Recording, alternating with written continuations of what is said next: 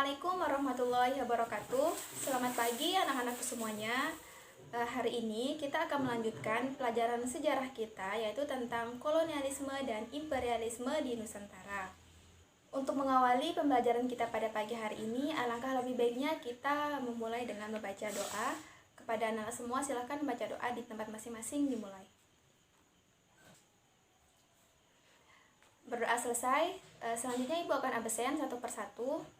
Di sini baru 10 orang yang masuk karena biasanya kita tatap muka, tapi karena kondisi jadi pada pembelajaran kali ini kita belajar secara daring. Tidak bosannya Ibu mengingatkan kepada anak-anak semua karena kita sedang berada pada masa COVID-19. Ibu mengingatkan kembali kepada anak-anak semua untuk tetap menjaga jarak, memakai masker, dan rajin mencuci tangan. Baik anak-anak semuanya, jadi pada pembelajaran pada materi kita tentang kolonialisme dan imperialisme ini, jadi anak-anak semua dituntut untuk mampu mengetahui negara-negara Eropa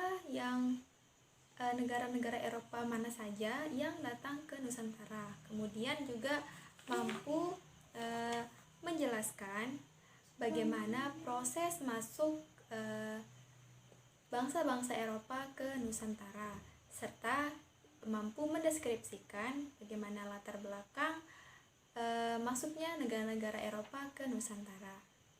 Jadi itulah beberapa indikator yang siswa-siswa semuanya harus mampu capai pada materi kali ini. Oke, baik, selanjutnya kita lanjutkan ke materi kita terkait tentang kolonialisme dan imperialisme di Nusantara. Membahas tentang kolonialisme dan imperialisme tentu tidak asing lagi bagi anak-anak semua, karena sebelumnya Ibu sudah menyinggung apa sih kolonialisme dan imperialisme, yang dimana kolonialisme dan imperialisme ini berawal dari rempah-rempah, yang dimana bangsa Eropa datang ke Nusantara untuk mencari rempah-rempah. Kolonialisme adalah kekuasaan suatu negara terhadap wilayah di luar negaranya sendiri yang dilakukan untuk mengeksploitasi sumber daya alam dan sumber daya manusia wilayah tersebut. Yang dimana kolonialisme ini berasal dari kata koloni yang artinya pemukiman, dan kemudian menjadi kolonialisme itu mereka membentuk pemukiman untuk menguasai dan mengeksploitasi sumber daya manusia dan sumber daya alam di wilayah tersebut. Sedangkan imperialisme yaitu kebijakan sebuah negara besar atau yang mempunyai kekuasaan dan kekuatan yang besar yang dapat mempengaruhi dan memegang kendali atas pemerintahan di daerah tersebut. Yang tujuannya selain untuk menguasai, mereka juga bertujuan untuk mengembangkan wilayah tersebut. Selanjutnya adalah latar belakang masuknya imperialisme atau kolonialisme Eropa ke Nusantara, yang dimana latar belakangnya sangat banyak sekali. Akan tetapi awal masuknya atau awal kedatangan mereka ke Nusantara diawali keinginan untuk mendapatkan rempah-rempah, yang dimana kita lihat pada latar belakang masuknya negara Eropa ke Indonesia itu salah satunya adalah karena jatuhnya Konstantinopel ke tangan Turki Utsmani, yang dimana jalur perhubungan atau tempat yang sangat strategis untuk mendapatkan atau untuk memasukkan rempah-rempah ke Eropa itu melalui Konstantinopel. Nah, rempah-rempah yang dikirim dari Cina, dari India itu melewati Konstantinopel.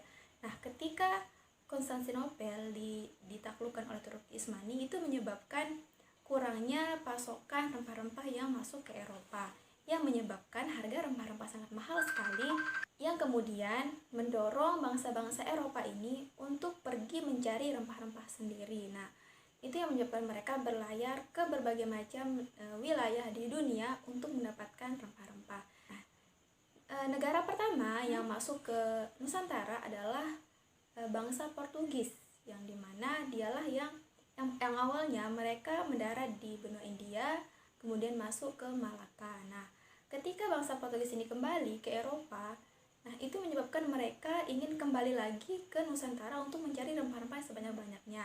Yang awalnya tujuan mereka adalah mengumpulkan rempah-rempah atau mendapatkan rempah-rempah, akan tetapi karena ketidakpuasan mereka dan kebutuhan juga sangat banyak terhadap rempah-rempah yang menyebabkan bangsa-bangsa Eropa tersebut berbondong-bondong datang ke Nusantara untuk mendapatkan rempah-rempah. Kemudian membentuk koloni dan membangun kolonialisme di Nusantara. Negara yang selanjutnya adalah Spanyol. Portugis disusul oleh Spanyol, kemudian disusul oleh Belanda, kemudian Inggris, kemudian masuk Belanda lagi. Nah, jadi sejarahnya itu ketika Inggris datang atau ketika Belanda datang ke Indonesia atau ke Nusantara, di sana dia ditaklukkan atau diambil alih kekuasaannya oleh Inggris. Akan tetapi kembali lagi Inggris bisa dikalahkan oleh Belanda sehingga Belanda kembali menduduki bangsa Indonesia. Di sini ada beberapa latar belakang yang sudah Ibu tuliskan, yaitu yang pertama latar belakang masuknya bangsa-bangsa Eropa ke Nusantara, yaitu yang pertama revolusi industri, dan kemudian yang kedua jatuhnya Konstantinopel ke tangan Turki Utsmani sebagaimana yang dijelaskan tadi. Kemudian penemuan teknologi di bidang pelayaran. Jadi salah satu teknologi yang ditemukan pada bidang pelayaran adalah kompas. Nah, jadi kompas tersebut yang digunakan oleh bangsa Eropa untuk menjelajahi dunia pada saat itu. Bukan hanya di Nusantara saja, akan tetapi mereka juga mendarat di Australia, kemudian di Amerika. Nah, salah satu juga di Nusantara. Kemudian semangat melanjutkan perang salib. Jadi pada masa itu terjadi juga perang salib. Nah, kemudian daya tarik Indonesia bagi bangsa Barat. Nah, sebagaimana yang dijelaskan tadi bahwa yang awalnya mereka mencari rempah-rempah dan menemukan Nusantara karena sangat banyak sekali rempah-rempah yang mereka temukan di Nusantara yang membuat mereka semangat atau ingin menguasai wilayah Indonesia karena sumber daya alam Indonesia yang sangat banyak sekali. Kemudian yang terakhir adalah motivasi 3G atau Gold, Glory, Gospel, yang dimana Gold adalah emas, kemudian yang Glory adalah kekuasaan, dan Gospel adalah semangat untuk menyebarkan agama Kristen. Kemudian yang selanjutnya adalah tahun-tahun masuknya negara-negara Eropa ke Nusantara.